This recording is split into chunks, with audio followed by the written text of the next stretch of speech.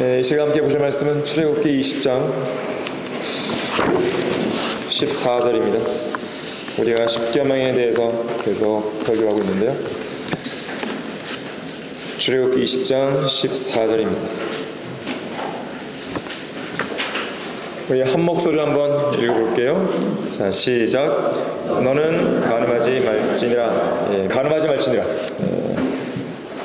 미국에서 단 하루 동안에 일어나는 일들에 관한 어떤 통계 자료를 보니까요, 하루에 새로 태어나는 9,077명의 아기들 중에서 1,282명이 사생아라고,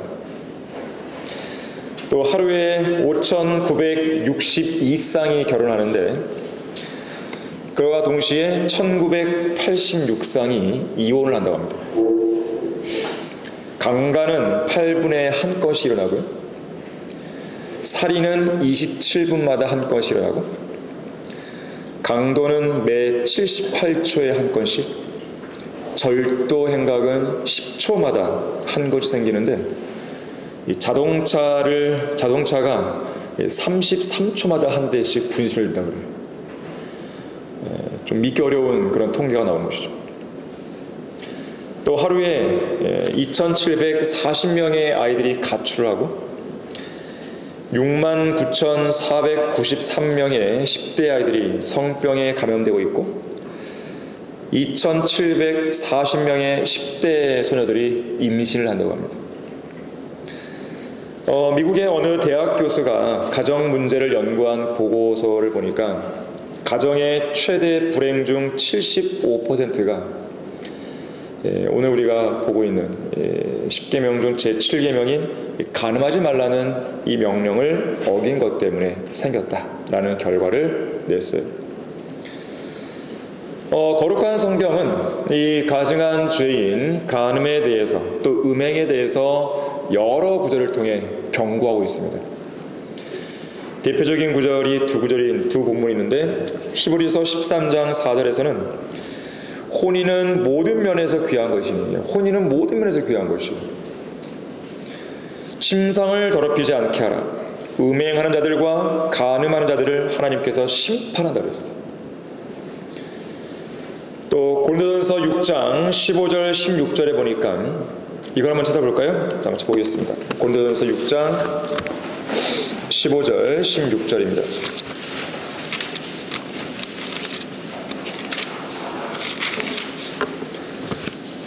너희의 몸이 그리스도의 지체인 줄 알지 못하느냐? 내가 그리스도의 지체를 가지고 창녀의 지체로 만들겠느냐?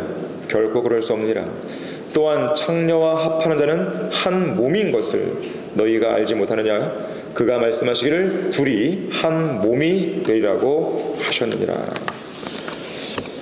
자, 이렇듯 간음과 음행은 하나님께서 무척 증오하시는 더럽고 추악한 죄라는 것을 여러분이 이 설교를 시작하는 이 시점에서 우선 마음속에 딱 명심하셔야 돼요.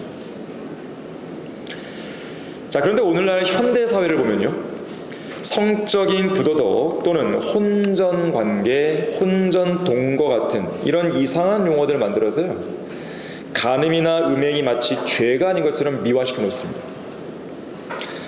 그러면서 사랑의 올바른 개념을 왜곡시키는 것이죠.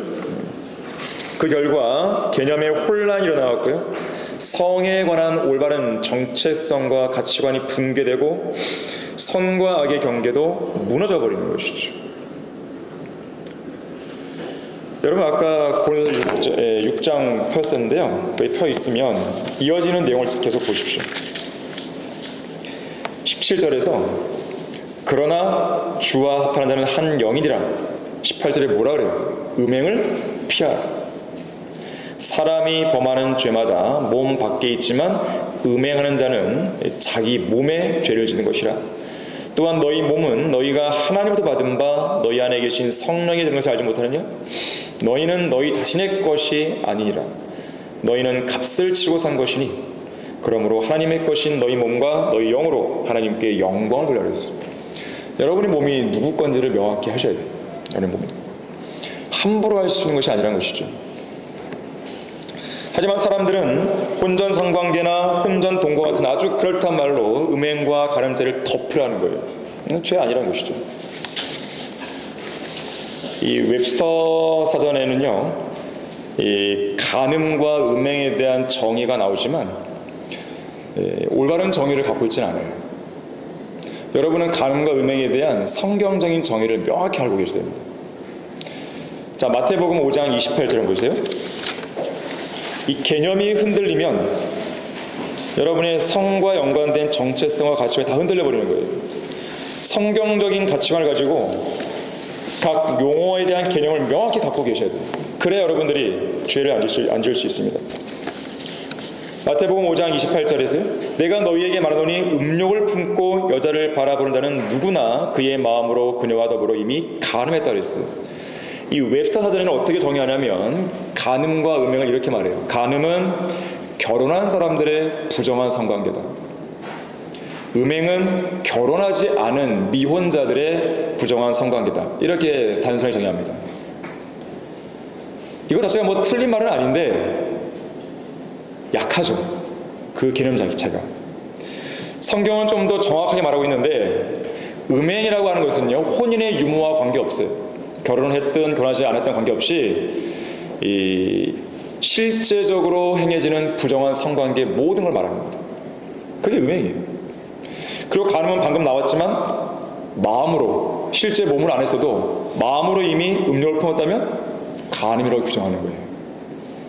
자, 그래서 실제적인 음행을 몸으로 저지르지 않고서도 마음속으로 음욕을 품는 순간 얼마든지 간음을 저질 수 있다는 거예요. 여러분이 이 기준을 갖고 있어야 돼요. 자, 너는 간음하지 말지니라. 첫 번째로 성경적인 올바른 결혼관을 갖고 계십시오. 성경적인 올바른 결혼관을 갖고 있어야 돼요. 여러분은 세상적인 기준에 따른 결혼의 정의를 이해하시면 안 됩니다. 그렇게 하면 여러분 낭패를 보는 거예요. 성경에서 말씀하는 결혼의 정의가 뭐냐 이거예요. 이혼의 정의가 뭐냐 이거예요. 이것을 여러분들이 갖고 있어야 돼요.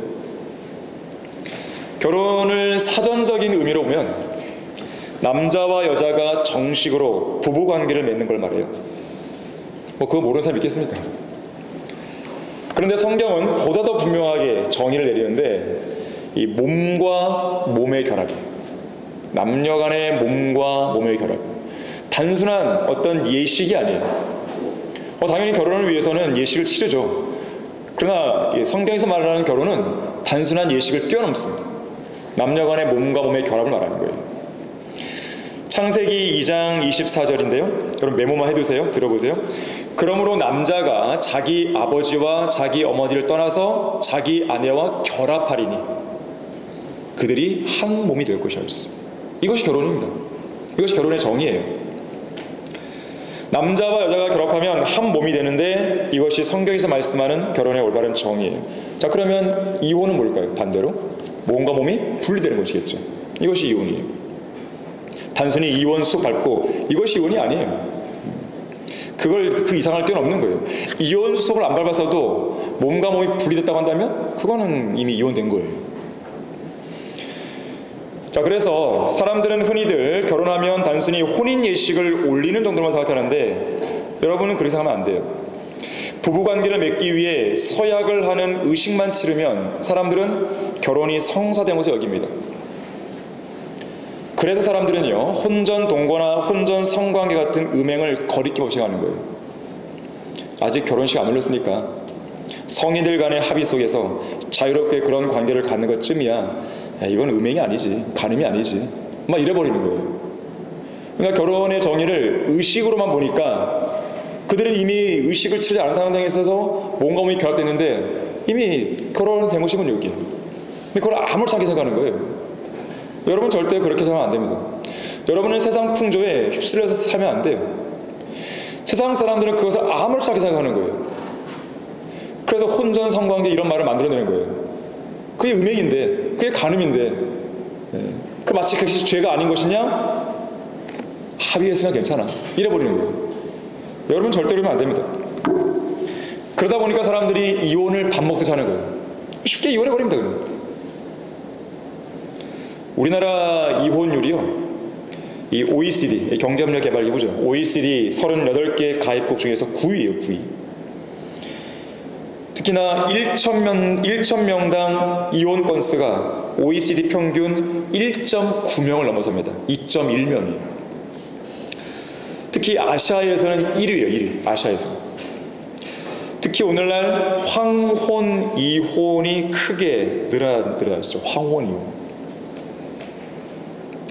요즘에는 결혼, 이혼 말고 새로운 용어가 나왔어요. 졸혼. 혼인을 졸업했다는 거예요. 누가 그런 짓을 만들어낸 거예요, 도대체? 자, 결혼이 단순히 예식을 올리는 것에 지나지 않게 된 오늘날에는요, 남자든 여자든 자기 배우자와 결혼하여 얼마 동안 같이 살다가 다른 배우자와 다시 쉽게 결혼하는 그런 세상이 되어버렸습니다.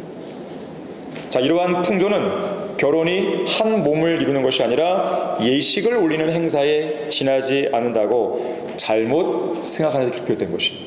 여러분은 명확한 결혼의 정의를 갖고 계셔야 돼요. 결혼은 단순한 통과의례가 아니에요. 결혼식, 약혼식, 혼인서약, 혼인신고 등과 같은 단순한 의식 절차가 아니라 그 이상의 관계를 갖고 의미를 갖고 있는 거예요. 그 이상의 의미를 갖고 있는 거예요. 남자와 여자가 한 몸이 되는 거예요. 이것이 결혼이에요. 마태복음 19장 6절에서 분명히 말씀하는 것이죠. 이제 그들은 둘이 아니요 한 몸이니라. 자, 그런가 하면요, 결혼하기 전에는 남녀 간에 불필요한 접촉을 하지 않는 게 좋습니다. 왜냐하면 불필요한 접촉이 음행과 간음을 조장할 수 있기 때문에 그렇습니다. 자, 고린도전서 7장 1절 한번 보세요. 여러분이 오늘 찾는 구절들은 꼭 여러분이 메모해 두었다가 여러분들의 성경적 가치관으로 명확하게 갖고 계셔야 돼요. 나중에 더 어른이 되어서도 그렇고 대학을 가고서도 그렇고 누군가와 교제를 할 때 이러한 기준을 갖고 있어야 돼요. 7장 1절에서 이제 너희가 내게 쓴 것들에 관해서는 남자가 여자를 접촉하지 않는 것이 좋다 그랬어요. 물론 여기서 말씀하는 접촉은 기본적으로는 이 성관계를 의미합니다. 문맥적으로 볼 때 단순히 남자와 여자가 어깨동무를 한다거나 뭐 손을 잡는다 그런 식의 신적인 외부 접촉이 아니라 성관계를 의미하는 것이요. 자, 그러나 잘 들으셔야 돼요. 결혼을 목적으로 교제하고 있는 한 쌍의 남녀라 할지라도 그 남자와 여자는 결혼하기 전에 육체적인 성관계는 말할 것도 없고 웬만하면 상호 불필요한 육체적인 접촉을 피하는 게 안전합니다. 일반적으로 부도덕한 남녀 간의 성관계는요, 처음에는 항상 작은 것부터 시작해요. 작은 것부터. 거기 7장 35절도 볼까요?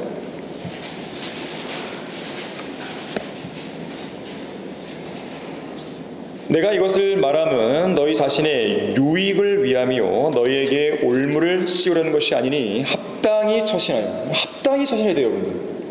마음에 흐트러짐이 없이 주를 섬기게 하려 함이라. 처음에는 눈길로 접근하다가 조금 있으면 은밀한 대화로 좀 더 가까이 접근하고 어느새 손을 잡는 일로 발전되고 나중에는 어깨를 만지고 포옹하고 키스하고 그리고 잠자리까지 같이 하게 되는 것이 이것이 하나의 수순이에요. 수순. 이것이 일반 세상 사람들의 모습입니다. 그 간격이 좀 짧아지는 거예요.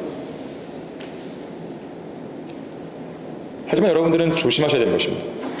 마음가짐과 몸가짐을 단정하게 하셔야 돼요. 형제든 자매든 음행을 피하기 위해서 전혀 흐트러짐이 없어야 됩니다. 서로가 서로를 함부로 대해서는 안 되고 존중하고 배려하고 몸을 아껴주는 것이죠. 특히 여러분이 이제 앞으로 어른이 돼서 이제 결혼할 배우자를 선정할 그 시기가 될 때 반드시 여러분들이 배우자 선정 기준으로 삼아야 할 성경 구절이 있는데 이것도 찾아보겠습니다. 고린도 후서 6장 14절이에요. 여러분이 배우자를 선정할 때 첫 번째로 내세워야 할 기준이에요. 6장 14절 고린도 후서입니다. 믿지 않는 자들과 멍에를 같이 맺지 말라. 의가 불의와 어찌 관계를 맺으며 빛이 어두움과 어찌 사귀느냐. 결혼은 일종의 멍에입니다. 멍에를 같이 맺지 말라 그랬어요. 그래서 그리스도인들은 그리스도인들과 결혼하는 거예요. 그리스도인이 아닌 사람들과 결혼하는 것은 하나님의 원칙이 아닙니다. 하나님의 뜻이 아닙니다. 기본적으로 하나님은 믿지 않는 자와의 결합을 금하시는 거예요. 자, 의가 불의와 관계 맺을 수 없어요. 빛이 어둠과 사귈 수 없습니다. 우리는 빛의 아들들이죠. 빛의 자녀들입니다. 하지만 구원받지 않은 죄인들은 어둠의 자식들이죠. 불순종의 자녀들이죠. 관계할 수가 없는 거예요. 구원받은 사람과 구원받지 않은 사람이 하나의 멍에를 같이 맨다? 이건 불가능한 일이에요. 만약에 멍에를 맸다고 했을 때 어떤 일이 벌어지는지 아세요?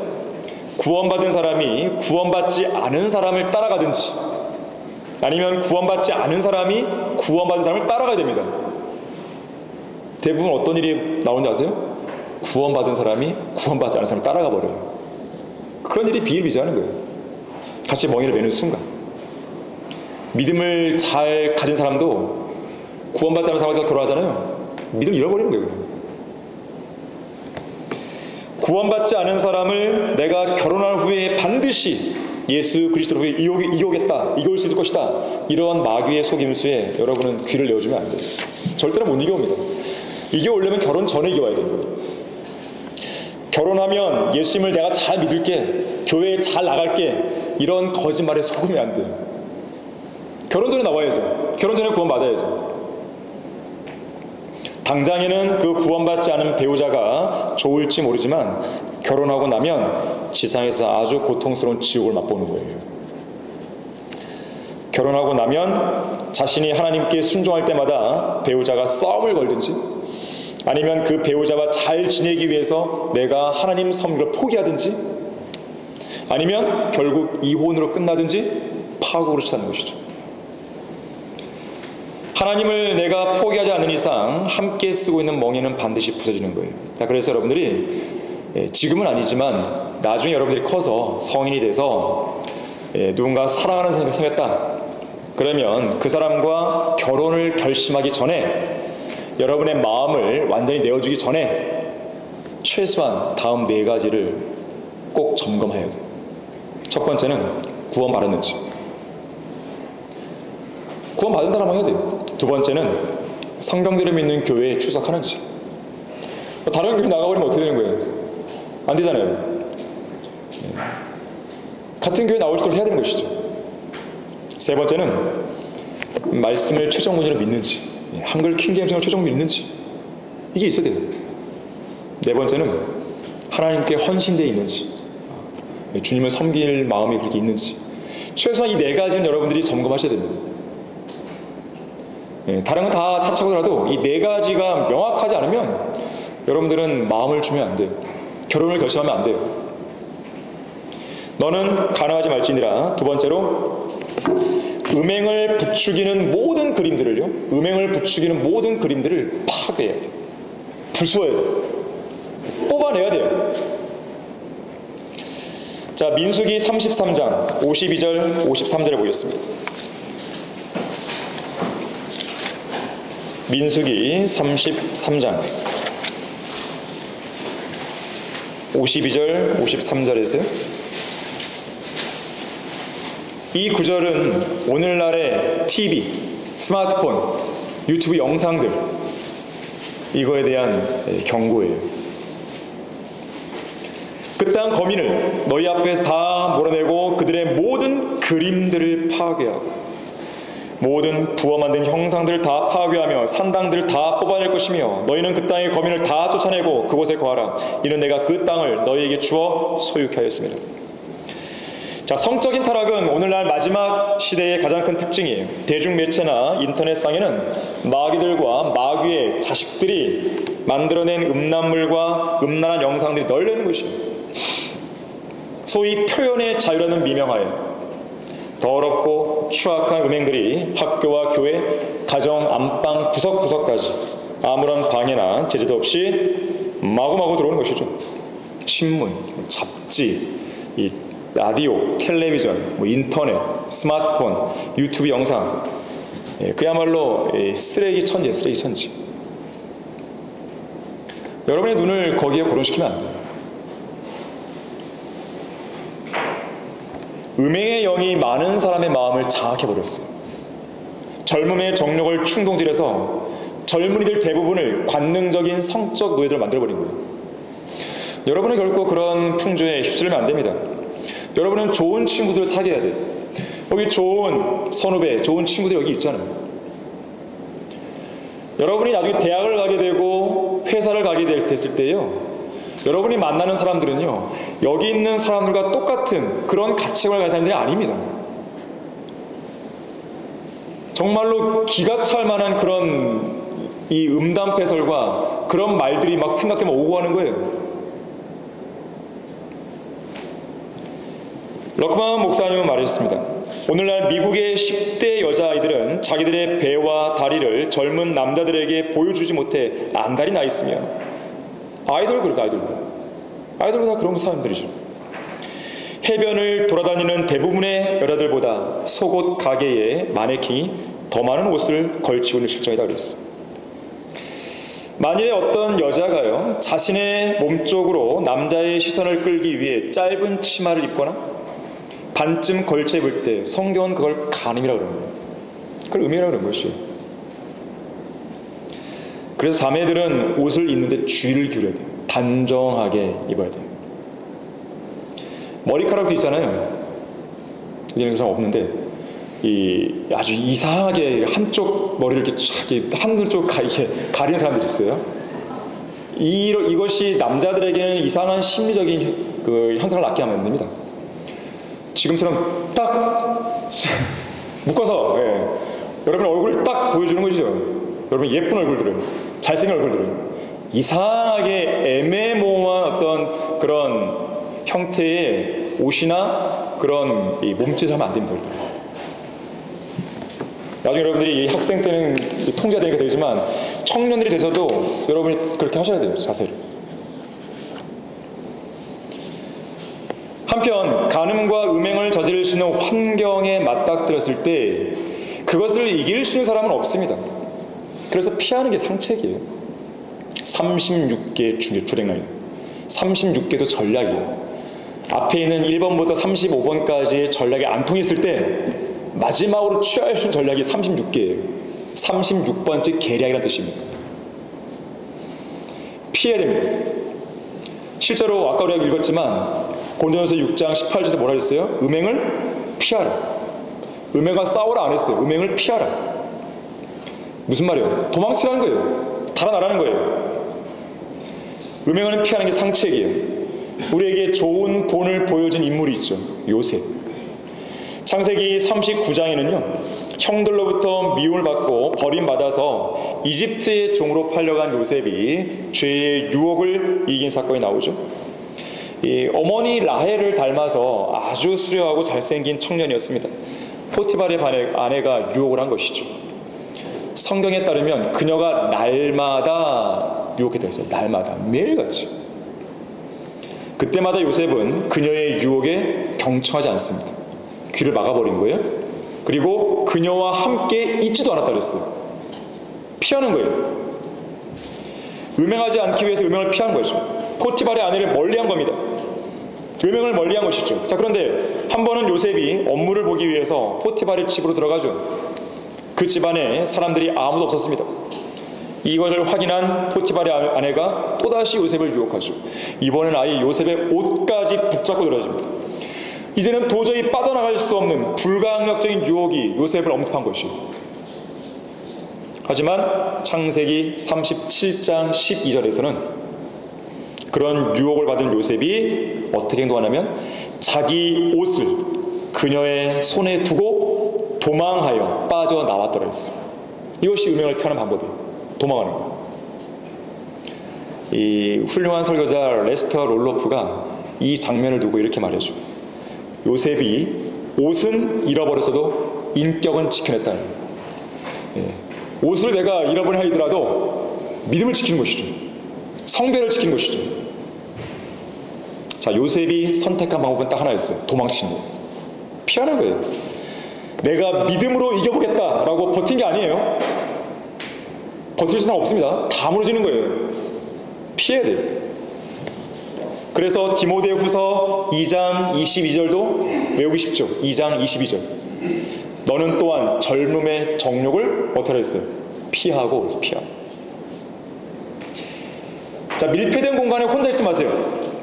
범죄들 대부분은 공개적인 야외 장소보다는 밀폐된 방이나 밀폐된 자동차 안에서 벌어집니다. 학생들은 물론 젊은 청년들, 남녀 간에는 단둘이 밀폐된 공간에 있으면 안 됩니다. 그곳에는 100% 음행을 생각하고 100% 음행을 짓게 돼 있어요. 자, 음행을 저지르고 싶은 악한 생각들이나 충동들 대부분은 자기 외에는 아무도 없다고 판단되는 그런 장소. 아까 포티파리 안에도 어땠어요? 아무도 없다고 확인했잖아요. 그런 장소, 외부와 단절되고 폐쇄된 공간에서 훨씬 더 많이 일어나는 거예요. 최초의 여자 이브를 보십시오. 남편인 아담이 없는 장소에 혼자 있을 때 사탄인 뱀이 접근했죠. 뱀의 유혹에 속아 범죄가 많았습니다. 자, 여러분은 밀폐된 공간에 혼자 있지 마세요. 기숙사 안에 혼자 남아있지 마세요. 어떤 강의실 안에 혼자 남아있지 마세요. 같이 우리 동성끼리 있는 것이죠. 또한 위에 하늘 정원으로 가서 바람도 쐬야 되는 거예요. 책만 보지 마시고, 책만 보시죠, 여러분들?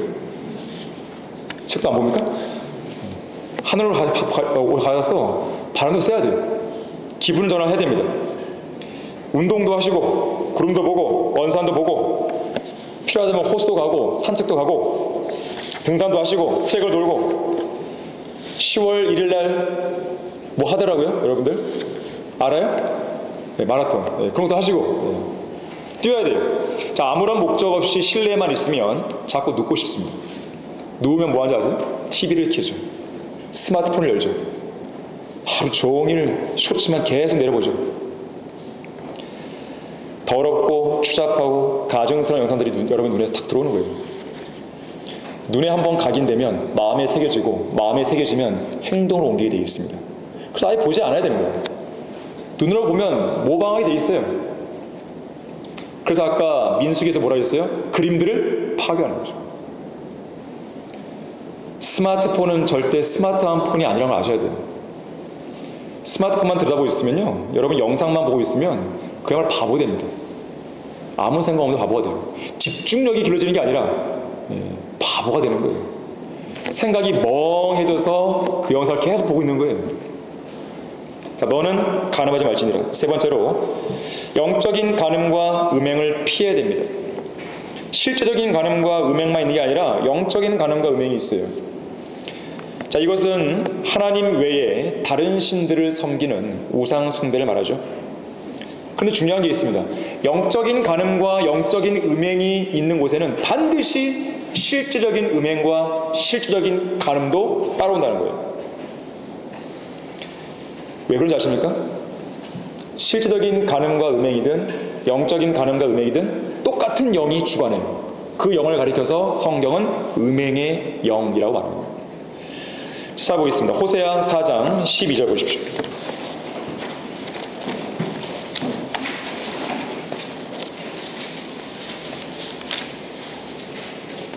호세아 4장 12절 보시면, 내 백성이 그들의 나무 조각에 자문을 구하고 그들의 막대기가 그들에게 선포하나니. 자, 우상 숭배하는 것이죠. 이는 음행의 영이, 자, 우상 숭배를 하고 있는데 음행의 영이 나오고 있습니다. 그들로 잘못 행하게 하였으며 그들은 그들의 하나님의 보호를 떠나 행음하러 갔습니다. 자, 우상 숭배, 즉 영적인 음행만 하는 게 아니라 결국에는 실제 음행을 하게 되는데 13절 보세요. 그들이 산들의 정상에서 희생제를 드리며 작은 산들 위에서와 상수리나무, 벚나무, 누룩나무 아래에서 분향하니. 우상 숭배죠. 영적인 음행이죠. 자, 그런데 이는 그 그늘이 아름답기 때문이라. 그러므로 너희 딸들은 행음할 것입니다. 실제 행음이에요. 너희 아내들은 간음하리로다. 실제 간음이에요. 자, 음행의 영이 영적인 음행인 우상 숭배를 조장하고 실제 음행도 주장하는 거예요. 그래서 고대 이방 종교들을 보면요, 우상을 숭배하면서 동시에 실제적인 음행도 합니다. 그래서 페니키아의 바알 숭배자들이나 그리스 다이아나 여신 숭배자들은 신전 창녀들을 뒀어요. 인도의 힌두교는요, 아예 그들의 교리 자체에 음란한 내용이 포함되어 있습니다. 심지어 창녀뿐만 아니라 신전 미동들, 남자들도 있어요. 우상 숭배 집단인 로마 카톨릭 보십시오. 로마 카톨릭의 영향을 받은 지중해 지역과 남미의 문화를 보게 되면 성적인 유흥 자체가 주를 이루는 문화예요. 그래서 로마 카톨릭의 비중이 31%나 되는 네덜란드는 동성 연애들의 천국이에요. 아시아의 불교 국가 태국을 보시면 기생 관광이 아예 관광 상품으로 마련되어 있어요. 다시 말하자면 종교라는 미명 아래 이런 자들과 더불어 공공연하게 음행이 벌어지는 것이죠. 바알 숭배도 마찬가지고요. 구약시대에 이스라엘 주변에 모압, 암몬, 시리아, 에돔 같은 나라들도 다 이런 음행이 고대 문화의 일부였어요. 문화예요, 그들은. 이스라엘 역시나 그들의 문화를 받아들이면서 그런 더러운 죄들에 오염되고 말았는데 대표적인 사례가 누굽니까? 솔로몬이죠. 솔로몬은 파라오의 딸과 더불어서 많은 타국 여인들을 사랑했는데 모압인, 암몬인, 에돔인, 시돈인, 히린들의 여인들을 사랑한 것이죠. 무려 1000명. 왕비가 700이요 후궁이 300이죠. 사람들은 생각할 거예요. 그렇게 주변 국가들의 그 딸들과 결혼함으로써 아주 최고의 외교를 한 것입니다. 정략적인 결혼. 말이 외교죠. 결국 이것이 육신적인 지혜였고 결국 이것이 솔로몬으로 하여금 그의 마음을 하나님에게서 이방 신들로 돌아서게 만드는 그 결과를 초래한 것입니다. 결국 솔로몬은 우상 숭배를 전락한 것이죠. 시돈인들의 여신 아스토렛을 따라갔고 암몬인들의 가증한 것 밀콤을 따라갔고 모압의 가증한 신인 크모스를 따라갔고 몰렉을 위해 산당을 지기도 한 것이죠. 그뿐만 아니라 다른 모든 타국인 아내들을 위해서도 그들의 신들에게 분향하고 희생제를 드린 것입니다. 자, 그래서 솔로몬이 저지른 죄는요 단순한 음행 이상이에요. 1,000명의 여자들과 육체적인 관계를 맺은 것 이상으로 훨씬 큰 죄였어요. 왜냐하면 10계명의 제1계명, 제2계명을 어기는 우상 숭배를 저질렀기 때문에 그렇습니다. 그래서 솔로몬은요 하나님으로부터 큰 징계를 받게 되는 것인데 바로 이스라엘 왕국이 남과 북으로 쪼개진다는 그런 심판의 경고를 받게 되죠. 뿐만 아니라 그 많은 지혜에도 불구하고 충분히 장수를 누리지 못합니다. 자신의 눈앞에서 모든 것이 붕괴되어 가는 것을 보면서 죽게 되는 거예요. 자, 한편 영적인 가늠과 관련해서 여러분들이 기억할 것이 하나 있는데 골로새서 3장 5절에서는 탐심은 우상숭배라 했어요. 자, 우상숭배는 영적인 음행이에요. 그런데 탐심이 우상숭배예요. 자, 이것은 단지 어떤 여성을 탐내고 남성을 탐내는 것에만 해당되지 않습니다. 돈이든 명예든 어떤 것이든 탐내면 그것이 우상숭배고 결국 영적 간음이요 영적 음행이 되는 거예요. 탐심은 인간이 가장 자주 그리고 가장 쉽게 짓는 죄라 그래요. 왜냐하면 눈에 잘 보이지 않기 때문에 그렇습니다. 다른 죄들은 그 행위가 확연하게 드러나 보이기 때문에 사람들 눈치 때문이라도 어느 정도 자제를 하죠. 눈치가 보이니까. 하지만 탐심은 눈치 볼 게 없죠. 자기 마음속에만 일어납니다. 내면의 죄잖아요. 자, 탐심은 기본적으로 자신이 현재 가지고 있지 않고 또 하나님께서 허락하지 않은 어떤 대상을 추구할 때, 가지려고 할 때 그런 욕심, 욕망, 이것이 탐심이에요. 근데 탐심은요 절대 만족이 안 되는 걸 아셔야 돼요. 무언가를 내가 갖다고 해서 그 탐심이 만족되는 게 아니에요. 탐심을 만족시키는 일은 마치 소금물을 마시면서 갈증이 해소되기를 원하는 것과 똑같습니다. 자, 그것을 마시면 마실수록 더 원하게 되고 마침내 그 욕심은 그 당사자를 죽이는 거예요. 탐심은 여러분을 반드시 죽일 것입니다. 야고보서 1장 15절에서 욕심이 잉태하면 죄를 낳고 죄가 장성하면 사망을 낳는다고 했어요. 여러분 탐심을 버리셔야 돼요. 탐심을 버리기 위한 가장 좋은 방법은 감사예요. 감사. 여러분에게 주어진 것, 여러분이 지금 갖고 있는 것 감사하시면 돼요. 감사하지 않을 때 욕심이 생기는 거예요. 결국 탐심이 생기는 것이고 탐심은 여러분을 망치게 될 것입니다. 자, 결론적으로 구원받은 그리스도인은 어떤 형태로든지 성적으로 타락한 삶을 살면 안 됩니다. 성적인 타락으로 이끄는 영상들을 여러분은 절대로 보면 안 돼요. 욥기 31장 1절에서 이렇게 고백합니다. 내가 내 눈과 더불어 언약을 세웠는데 어찌하여 내가 소녀를 생각하랴 그랬어요. 여러분의 눈과 언약을 세워야 됩니다. 내가 하나님 안에서 내 눈을 더럽고 음란하고 추악한 그런 영상들이 아니라 하나님의 말씀 앞에 내가 고론시키겠다고. 여러분은 언약을 세워야 되는 것이죠. 음란한 것들을 오랜 시간 보고 있으면 성적으로 타락하는 시간 문제예요. 시간 문제예요. 그 사람 머릿속, 그 사람 마음속, 결국 그 사람의 행동을 장악해버리는 거예요. 더 나아가서는요, 그렇게 하는 순간 여러분은 마귀가 여러분 안에 들어올 수 있는 길을 열어주는 거예요. 그건 무서운 일입니다. 여러분의 인생이 망가지는 거예요. 시편 119편 9절에서 꼭 기억해 두세요. 119편 9절. 청년이 무엇으로 자기 길을 정결케 하리까? 주의 말씀을 따라 조심할 것입니다. 성경을 읽고 묵상하는 시간을 써야 됩니다. 여러분이 성경을 읽고 성경대로 살면 여러분이 음행을 짓지 않도록, 간음하지 않도록 성경이 여러분을 지켜줄 것입니다. 하지만 그 반대가 되면 오히려 음행의 죄가 여러분으로 하여금 성경을 읽지 못하게 여러분을 지키려고 할 것입니다. 예수님께서는 간음하다가 현장에서 붙잡혀온 여인을 향해서 그녀를 용서하시면서 뭐라 그랬죠? 더 이상 죄를 짓지 말라. 위대한 메시지예요. 만약 여러분 가운데 음행과 간음이나 이런 것에 연루되어 있다, 잘못된 영상을 보고 있다, 오늘 바꿀 수 있는 기회. 더 이상 죄를 짓지 말라. 하나님은 반드시 징계하십니다. 죄를 간과하지 않으십니다. 하나님의 경고에도 불구하고 여러분이 계속해서 그런 더러운 영상을 보고 있다고 한다면 하나님 반드시 여러분을 징계하시는 거예요. 더 무서운 것은 심지어 그 사람의 목숨을 대하시는 거예요. 여기 있을 이유가 없다 이거죠. 여기 있으면서 죄를 짓지 말라 이거예요.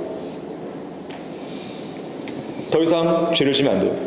항상 여러분 안에 간음과 음행의 유혹이 있을 때마다 예수 그리스도의 보혈로, 예수님의 피로 머리부터 발끝까지 나의 깊은 양심까지 적셔달라고 기도하시면 됩니다. 그런 생각이 들어옵니까? 바로 무릎 꿇고 기도하시는 거예요. 주님 도와주십시오. 제 힘으로 안 됩니다. 그리스도의 피로 제 머릿속, 제 마음속을 적셔주십시오. 그러면 그 음행의 유혹이요 사그라드는 것이에요. 피의 능력 앞에서. 그러다가 또 생각합니다. 다시 또 기도하시는 거예요. 그러면 그 강도가요 점점 약해지는 거예요. 그리고 여러분 자신을, 여러분의 이 몸을 죄에 대해서는 죽은 것을 여기고 살아야 돼요. 음행에 대해서 죽었다 이거죠. 그리고 성령 안에서 믿음으로 항하는 거예요. 그러면 자연스럽게 육신의 정욕이 멀어져 가는 거예요. 설령 여러분이 그 음행의 미혹으로 인해서 내가 패배했다, 걸려 넘어졌다, 낙심하지 마십시오. 다시 그리스도의 피를 의지해서 다시 일어나야 돼요. 포기하면 안 돼요. 그러한 음행의 죄를 완전히 정복할 때까지 이 과정을 여러분이 반복하시면 돼요. 그리고 그렇게 하게 되면 언젠가 여러분이 지금 여러분의 약점으로 작용하고 있는 그 어떤 부분, 그것을 완전히 굴복시키고 있는 여러분 자신을 발견할 수 있는 거예요. 그렇게 여러분이 해나가셔야 됩니다. 자, 기도하겠습니다.